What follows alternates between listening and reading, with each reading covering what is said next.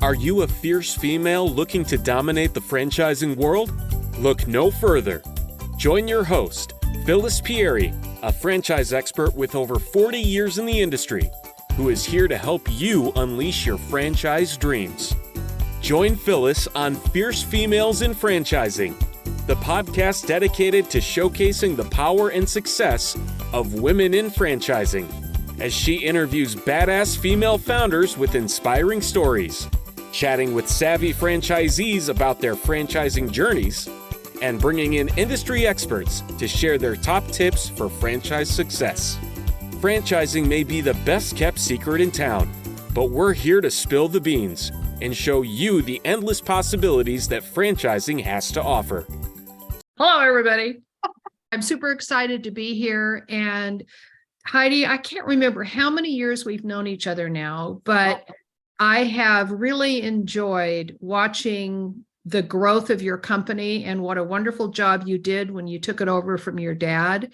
And what I'd like to do would be to have you basically give us a little history on the world of franchising as you've grown up in it and what that's been like for you. Sure. I talk about my dad being an accidental franchisor because he was actually franchising, but didn't know he was, and then found out what the legal definition was and had to go in and figure out how to do it the right way. Really? Yes. Oh, funny. See, I love that. I didn't know that about your dad. That was in 1987. And so he actually started franchising in 88. At that time, I was in college. I had no interest in this business at all. My dad ran the company for 15 years before he actually approached me and said, "Hey, I love what you're doing with training and sales and stuff with my other company." And he goes, "I'd love for you to come and help me." And I really didn't know anything about franchising, honestly. It was all new to me. And so as I came in, I remember the very first book I bought was Franchising for Dummies in 2003. Shaquille O'Neal was our keynote, 2 years ago? Yep. He said that he bought the Franchising for Dummies book. Yeah, no lie. It was nice and basic, but then we also started going to IFA events, and I decided to get my CFE so I could really immerse myself into the world of franchising. And of course, just 20 years later, you've kind of been through a lot of different things in the franchising world.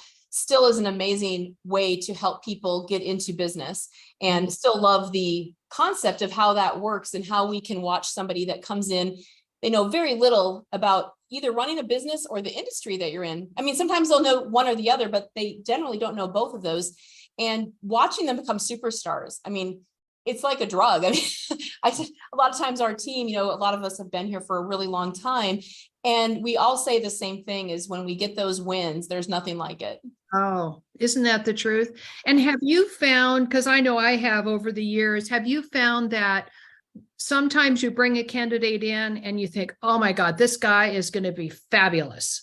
And then you bring another one in and you're going, I don't know, with a wing and a prayer, we hope this guy's going to make it. And the Mr. Fabulous turns out to be a dud. And the one you pray over ends up being a superstar. Yeah, happens so frequently. And I think it takes them by surprise also. Mm-hmm. And so watching them have some self-revelations, and I tell people at the beginning of the journey, you will not be the same person a year from now that you are today. Right. So important to know. And you're going to find out something about yourself that will shock you. Mm-hmm.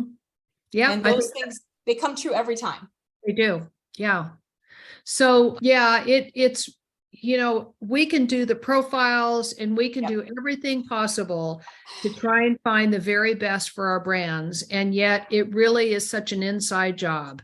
And I don't think you ever know for sure what's going to be that tipping point. That is correct. There's internal and external motivators for each person. And depending on how quickly they can move to internal motivators, because so much of our world is designed for external motivation. You get praise as a child, you get a raise as your job.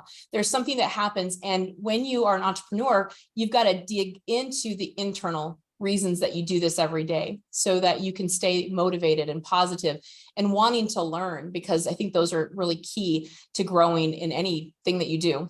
Yes, I agree totally. So give us a little bit of background on, so you started working with your dad. I think that is so fascinating that he didn't So, the story about him not realizing he was a Yeah. franchise. I mean, I've had people ask me about, should I franchise this business? And, I'm doing this, this, and this. And I'll say, well, as far as franchising goes, if it looks like a duck Yeah. and it walks like a duck, it's probably a duck. So they're going to make you become a Yes. franchise. And that's what happened with your dad. That is, he uses that exact duck analogy when he talks about it. That is hilarious. He was doing, Yeah. so he was with Montgomery Ward, so he understood dealerships. Mhm. And so, in the late 70s is when the FTC came in and created the rules, right? Mhm. And so it really wasn't well known if you weren't in the franchising industry already. So when he started to create dealerships in his cabinet business and then started tuning up in his cabinet business and offering that to his dealerships, somebody said to him, there's a seminar you should go to. It's called Dealerships versus Franchising, What You Need to Know. And it was in Fargo, North Dakota. And my dad said, well, I'll go to it. And he said the exact same words. If it looks like a duck, it sounds like a duck, it's a duck. Because I have a duck. I need to go do something about this. And that's when he found a franchise attorney in Minneapolis and really did everything the right way. But yeah, he didn't really understand that a business could be a franchise. Thought franchises were McDonald's and hotels. He didn't know service businesses could be a franchise. Yes, I know. Yeah. So tell our audience about Kitchen Tune-Up. Sure. And, what is the magic that Kitchen Tune-Up brings and the history? So now we know he didn't know he was a franchise, became a franchise. I love that. So give us a little bit of the backstory of Kitchen Tune-Up and how it all evolved. Sure. So Kitchen Tune-Up was really designed as a way to save his cabinet business because he had been going through the early 80s recession and people were not doing a lot of new kitchens. And he realized that most kitchens needed to have a little bit of fixing up. And so decided that we could tune it up just like you could tune up a car. Mm-hmm. And so that's really where it launched. He thought it would be a part-time franchise that people might take on, and maybe a carpet cleaner could take it on as a side business. Yep. To his dismay, he never did sell a franchise to a carpet cleaner, but that was the idea. Yeah. And so obviously it continued to grow. As we got into homes, we realized people needed new doors. The doors couldn't be repaired, or people needed to have something more, different color, different style, and eventually even moved all the way full circle back into new cabinets again. So now we have 5 core services. We've been in business, 35 years. And our franchises, beyond the 5 core services, we also have accessories and hardware and everything else that, makes the kitchen look great. So what I love is that we can really take anyone's budget and do something with them. And so they can always get a new kitchen. Mm-hmm. Nice. It's new to them, right? New to them. That's right. Absolutely. Yes. Very important, because the kitchen, I really do believe, is the heart of the home. It is. I mean, isn't that where everybody hangs out? I mean, I thought it's so emotional of a room. It's not like when you fix your roof or you fix your windows, you have to do those. People want to do their kitchen. And I always tell people, be prepared to be hugged. Because you will be hugged and people will cry in a good way. Yeah. And usually within a couple months, they said, Heidi, I didn't believe you when you said that, but you are right. I get hugs all the time. Or they bake me cookies, or they make me pie. I mean, in my past job, I did not get that sort of gratification that was so immediate when the job was done. And so that's why they love having this business. I love that. Yeah. So what would you say is the biggest challenge that a Kitchen Tune-Up franchisee has? I always say we have 2 problems every year, and they are the same problems we've had for 20 years. We either don't have enough leads or we have too many leads. Yeah, that's it. Yeah. Yeah. So if you have too many leads, then you are working to get the labor pool, put together. You're looking at, how do you manage your time? If you don't have enough leads, then you're looking to what marketing sources do I need? So both of them have been solved over and over again. They tend to, peak up at different times throughout the business and then throughout a career of a franchise, honestly. And so those are the 2 things that we continually solve all the time. But if I really thought about what it was that a franchise owner's challenges, it's themselves. It is that thought work, that mind that is constantly telling them things that may not be helpful. Yes. You always have that little gremlin in your brain that tells you that, you're an imposter or you're doing this. And so we do a lot of coaching around thought work and being able to manage those ideas and pick the ones that are serving you the best. And I think that that's very, very important when you're trying to build a business, is that about managing your own mind. Mm-hmm. Mm-hmm. Yeah.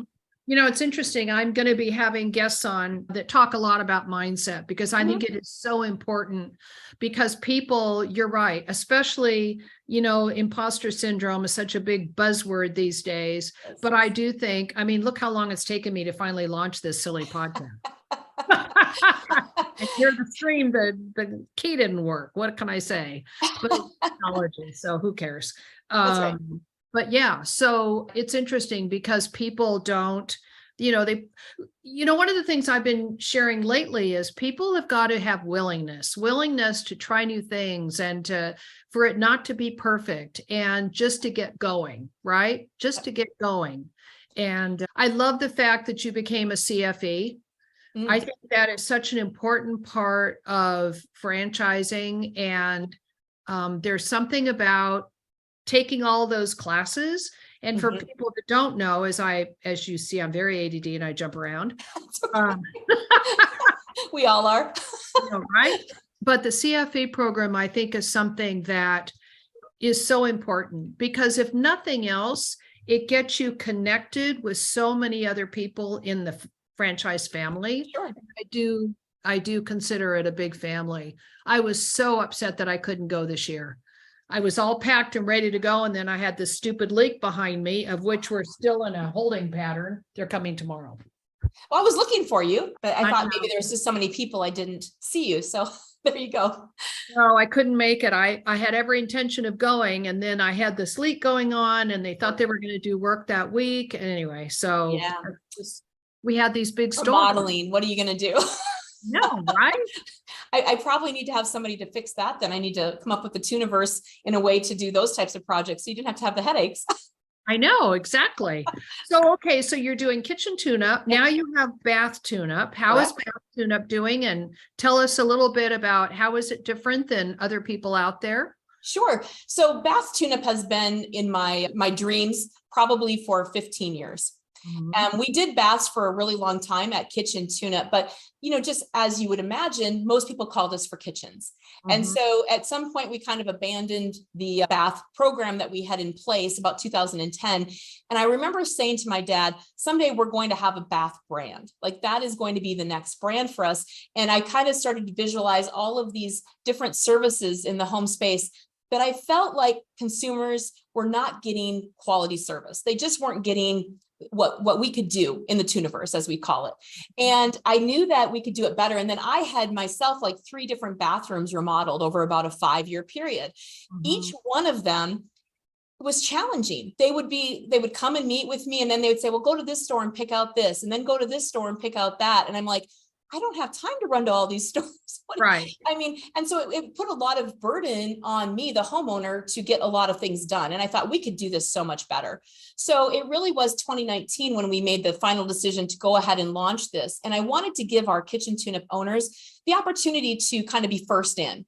So we always said, we're going to give you guys a year. And of course, the last day of 2020 is when we were acquired by Home Franchise Concepts. And that was about 2 weeks prior to that, we had our very first training school for bath tune-up. Oh, wow. So we kind of said to them, we've got this new emerging brand. We've got this, kitchen tune-up that you've been doing the due diligence. And they were like, this is great. We love this idea of bath tune-up. So we do full service remodels in the bath space. And that means that we're going to come in with ideas, designs. We're going to help that customer from start to finish, bring in everything that they need so that all they really have to do is call us and say, I have a need, and we're going to help them get there. And it's just going to be a completely different experience for them. And we have now 45 locations. We are just, wow, that was fast. That was fast. Yeah, we're just entering our 3rd year in business. And again, the first full year, we only offered it to Kitchen Tune-Up. So we just started offering it outside at the end of 2021. And so it's been an amazing journey. We've learned a lot. We're actually in the US and Canada right now. I feel like for about every 5 US, we're probably entertaining a Canadian location also. And they're getting the same feedback, our focus on waterproofing quality work, our focus on being able to bring curated designs to them so that if they are doing a guest bath and they just narrow down the color field, we can give them 3 curations that they're already ready for them with everything already pre-matched by designers. The customer loves that. Oh, yes. Imagine. Oh, that's fabulous. So Wow. So what our audience doesn't realize, franchising has been around for a long time, but there are franchises that never make it past 25 locations. Correct. Only about 20% ever go past 50. Yeah. To be able to grow and to be very, very grateful, obviously, for what we've been able to do, especially through HFC and their support of helping us to grow very quickly. But we're growing, I think, responsibly too. I mean, we're not trying to put in 50 locations in a year. We're trying to do about 18 to 20, get them open, get them successful, because we feel like that is a lot more important. And we can have the patience with a big organization, right? Yeah. No, I really admire that, because I think a lot, and you and I have been in this industry enough time that we know we've seen things that happen. And my biggest fear always, when I hear a new brand that's all excited and pumped up and they're going to do, 50, 100 units, it's like, oh my God, how can you possibly service those people? I mean, it's really almost impossible. I don't care how much they bring on.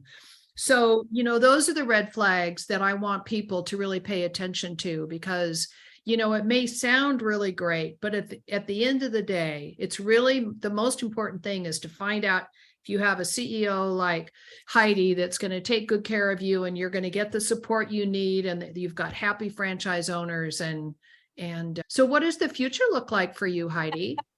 Yes, this has been really interesting. I get this question a lot. Everyone is very curious after an acquisition, especially as a family-owned business, how long do you think you're going to keep working? I get that a lot. And I don't know if that means I'm aging fast or what people are seeing. You're still young.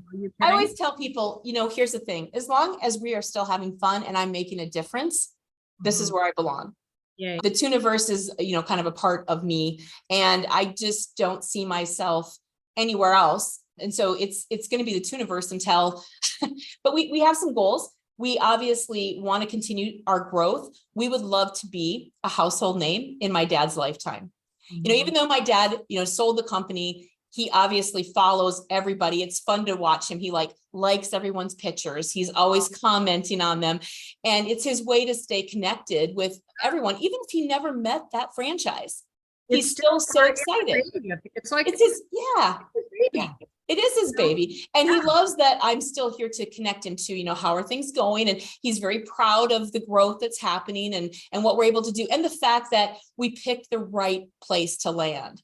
Yes. And that they're taking very good care of us. And, I said that at IFA, we had a franchise that won Franchisee of the Year. So we got to spend some time together just in Vegas a few weeks ago. And one of the things he said to me at dinner was, Heidi, one of the best things you ever did for this company, besides showing up and coming in, was that you sold it to HFC. Really? He said, because you picked the exact right place for all of us. And I just said, wow, I'm so glad that is your takeaway 2 years later. So share with our audience, who is HFC? And why did you make the decision to sell your company, and why HFC? I mean, I think they're a great company, but I just want you to. So Home Franchise Concepts, they are privately owned by a company called JM Family. And they had been owned by private equity at different times. And, there's nothing wrong with private equity, right? There's different goals, whether it's private equity or private, but JM Family purchased them. And we were the first acquisition after that purchase. So we're 9 brands are in the family with us. So we got Budget Blinds and Concrete Craft, Advanta Clean, Taylor Closet, Premier. Go through. I'm sure I'm going to miss somebody here. But we work together to really figure out how can we take the best parts of all of our brands and bring them to everyone. We've got shared services. We've got access now to people that we would not have access to on our own. The CFO, the CMO. I mean, these are people that most smaller brands could not bring on at the level that they're at. And yet we can all share those people and have access to them. And that's what's the amazing thing being a part of this. So how we decided this was, really my dad had become more and more risk adverse, as the years went on, as people do sometimes as they age, they start to get risk adverse. He knew that he was kind of holding back the ability for our company to scale and grow.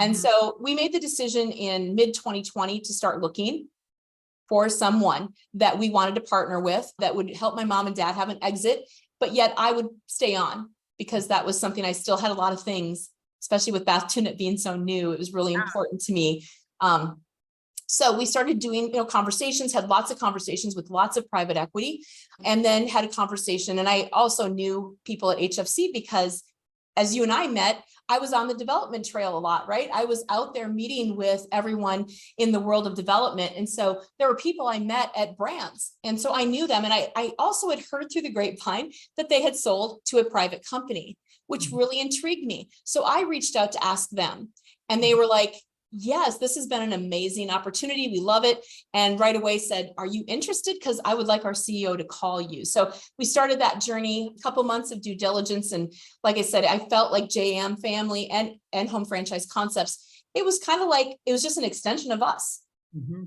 It was just a bigger family. Yeah. Yeah. Yeah. Well, that company was founded by a great group of men, Yep. Budget Blinds. Those guys, it's funny, I used to tell their story a lot because Budget Blinds was founded by 5 guys, 2 Yep. brothers and 3 best friends. And and they each pitched in the same amount of money, and they each had a designated role in the company. And to me, that was my way of educating my clients on what makes up a good partnership. Yeah. And so I really admired how much they grew that business, and they grew it the right way. They took care of their franchise owners, and they were very careful when they brought on other brands. So Yes. you picked a great home.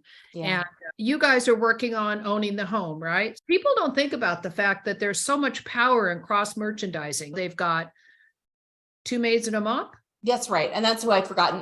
Yeah, that's right. Yep. It's funny because Home Franchise Concepts is up here in Irvine, Newport Beach, California, and Aussie Petmobile. Well, I'm in Mission Viejo, so I'm halfway between, and they used to be in Dana Point. So, Yes, they still are. Yep, they still are. yeah. So part of the concept with what they're doing is to be able to have 2 maids and a mop comes in and they clean the house, and they notice that the bathroom really could use some help. They could drop off a flyer, right? Right. That's right. Flyers, cross referrals within the different brands. There's even an app for that. I love it. So that it makes it easy for people to find who's close enough to them. So there's some amazing things that you can do with that synergy. Now, Heidi, if I own a kitchen tune-up in California is a little tricky. Do they have to have a contractor's license? They do. And so there's about 4 different ways to probably get a contractor's license. Usually they need to have somebody that is going to be a qualifier, somebody that will basically that already has a license that will help them depending on their level of education that they've gone through. Some of them will qualify faster, like an architect or somebody that has gone through in a very similar type of an industry. They can get their own license also. And so that's usually what we see happening. We've actually been growing fast in California as of late.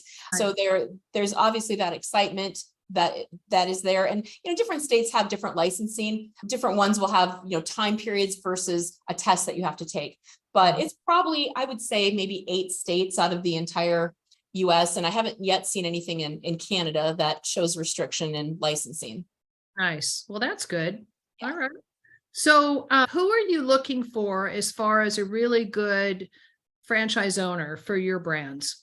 Yes, I'm glad that you asked that. There is definitely some characteristics that I'm looking for.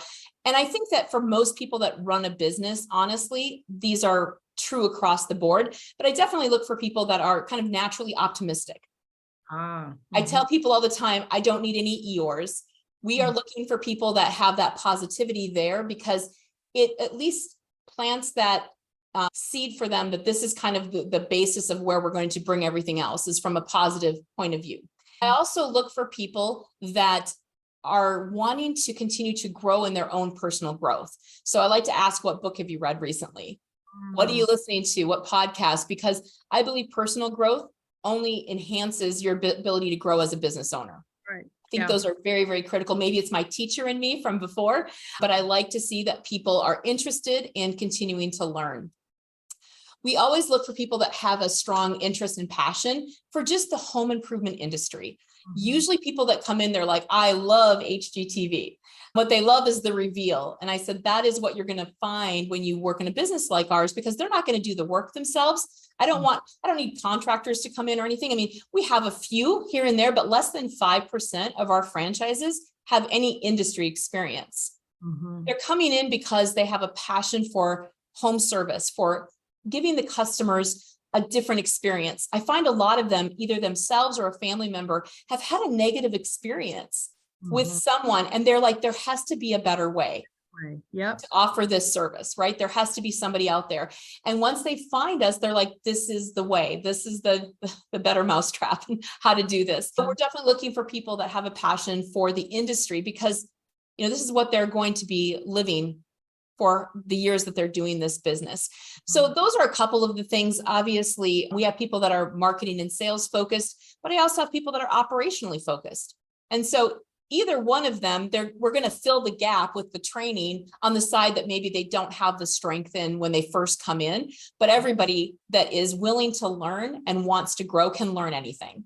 Right, of course. Yeah. Well, I would think you wouldn't want tradespeople anyway, because it's kind of like when I sold Sir Speedy franchises, I would never sell a franchise to a pressman because we'd catch him running the press, right? So you don't want a guy doing the work.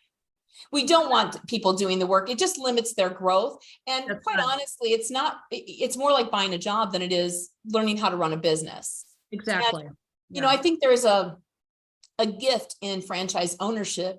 And part of that gift is learning these new skill sets that you maybe have never had to put out in display before. And all of a sudden you get to see those come to life. And I think that's one of the gifts that you find when you do run your own business. Yeah, I think that's great. So now you mentioned to me that you do a podcast for your employees. So tell us about that. I actually do it for our franchise owners. Franchise owners. Yeah. So I'm sure that everyone on the team is probably listening most of the time also to see, what did Heidi say today? In 2018, when I was really getting busy as president, 2018, a lot of our franchises would say to me, I really miss just having a quick call with you. I really miss, like, sometimes when I just needed to get pumped up for the day, I would call you and you got me all excited. And I feel like I don't want to bother you for that because you're so busy. I kept thinking, how can I solve that? And my kids were listening to podcasts left and right, and I had never listened to one in my life. And I remember going on to a podcast app and searching for home service or franchise podcasts, and there was a ton. And I'm like, oh, wow. So even in my age group, and interest level, they have podcasts.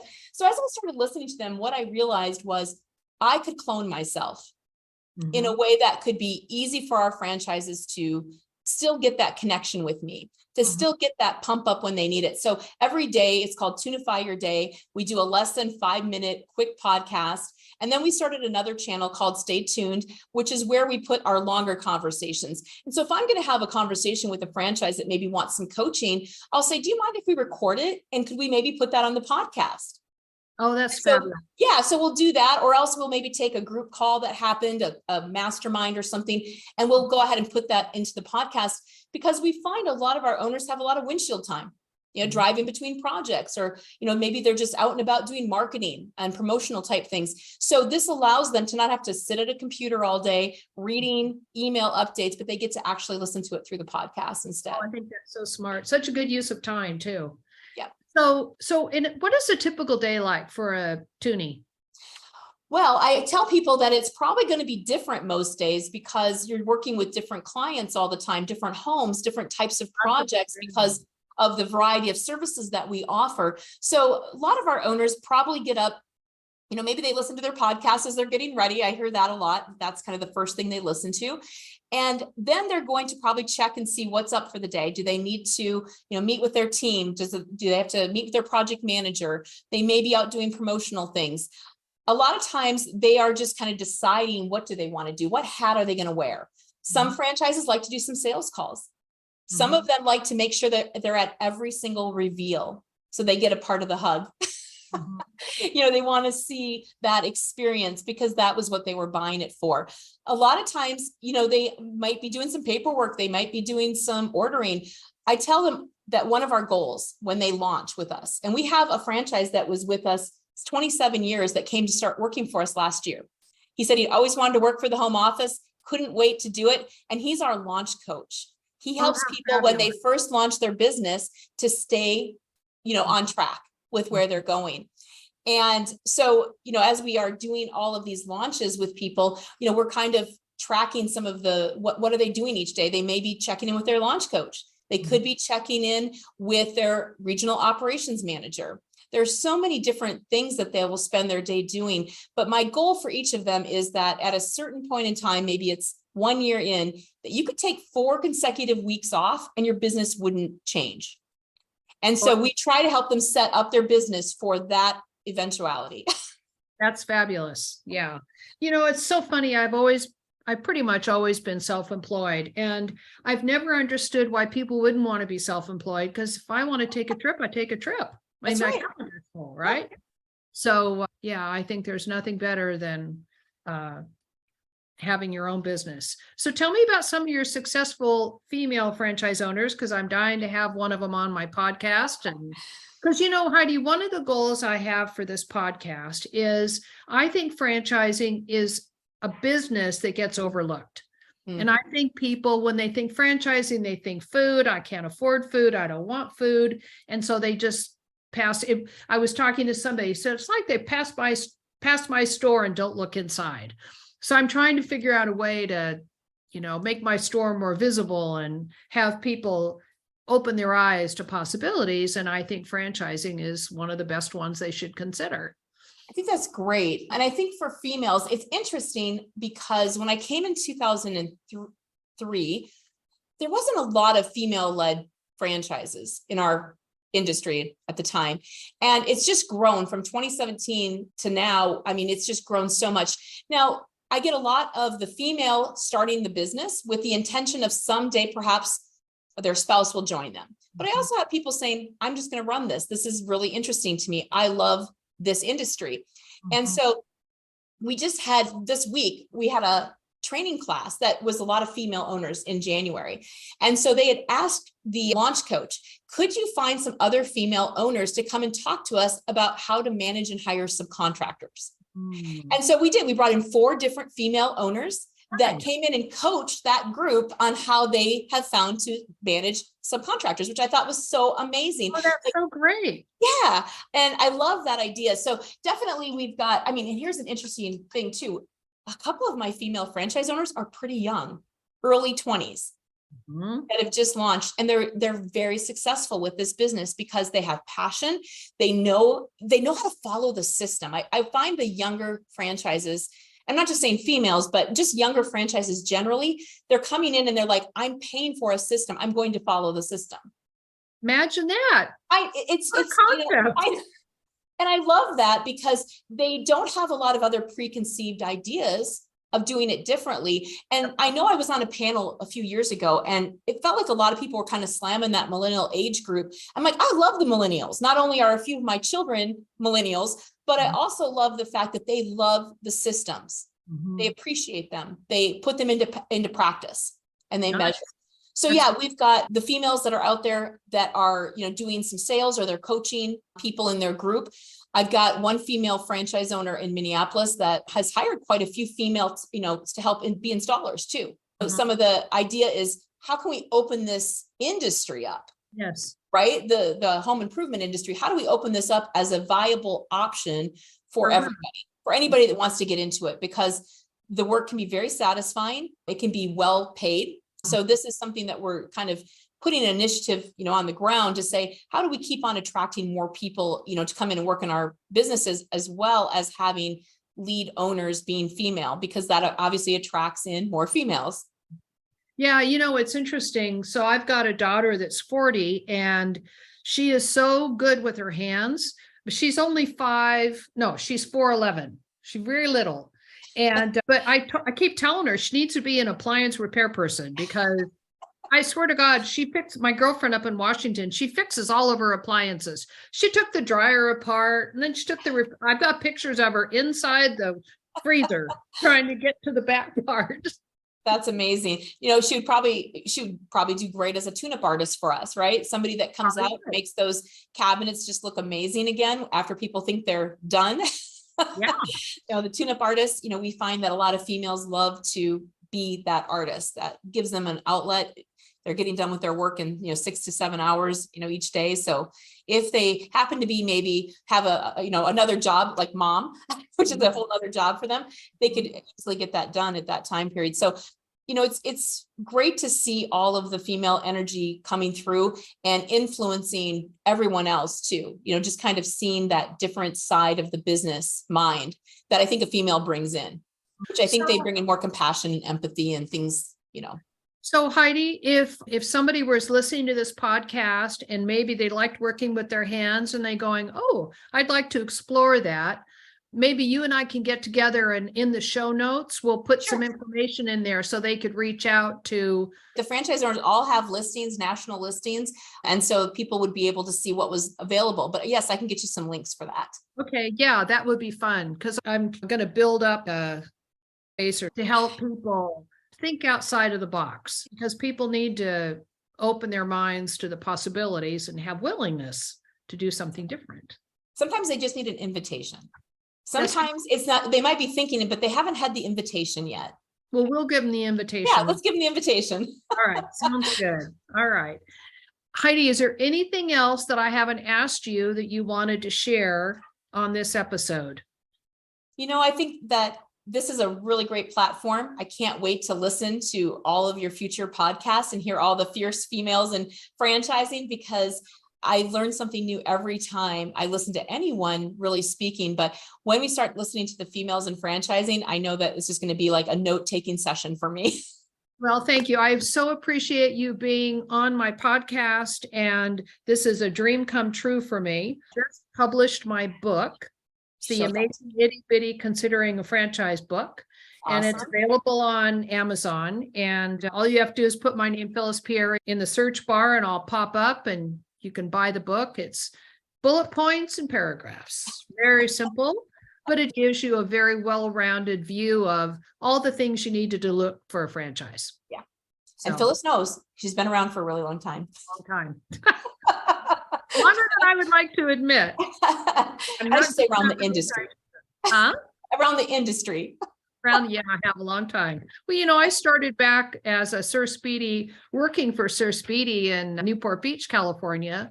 Then I owned a Sir Speedy in downtown San Francisco, and then I sold for them for many years. So started in printing. Matter of fact, the Minuteman Press guy was our guest speaker today in my networking group, and was so funny listening to him. He bought a resale, big surprise.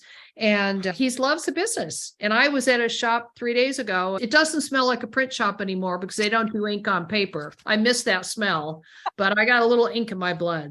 Thank you, Heidi. This has been delightful. I so appreciate you being on the show. And thank you to our viewers. And stay tuned. We'll have another episode next week. Thank you. Thanks for listening to Fierce Females in Franchising. We hope you feel inspired by the stories and insights shared by our amazing female franchise founders and franchisees. Don't forget to tune in next week for another episode filled with valuable advice, motivation, and a good dose of fun. And if you're ready to take the leap and explore franchising for yourself, head to our website for more information and resources. Remember, franchising is the best kept secret in town, and we're here to help you unlock its endless possibilities. So stay fierce, stay curious, and keep crushing those goals.